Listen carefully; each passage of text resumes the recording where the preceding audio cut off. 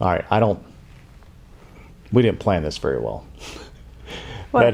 That's a bright gold, and I don't know, maybe it looks better on the monitor down there than it does on the monitor across the room, but it's kind of bright right now.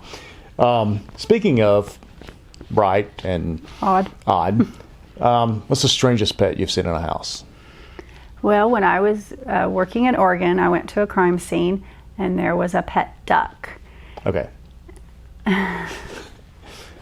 When I was working in Oregon, crime scene and pet duck. Those are, that's probably the first time that's ever been in one paragraph in the history of the English language, but go ahead.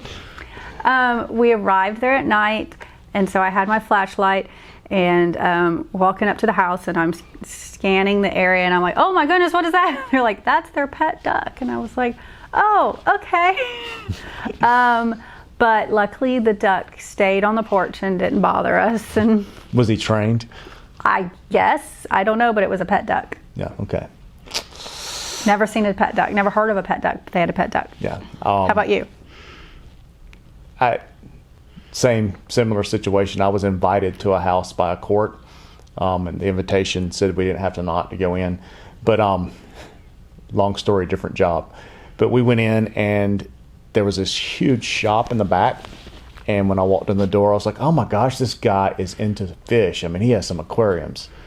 And they were not aquariums, they were terrariums.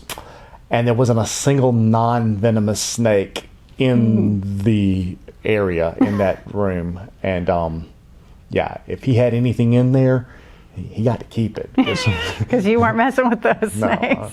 So that's the most poisonous snakes I've ever seen in a house. And I'll just go ahead and say, one poisonous snake is too many. But when you have different varieties of rattlesnake, I think he had a coral snake, but you have copperheads. I mean, he had all kinds of, multiple snakes in these aquariums, and I was like, nope, I'm out.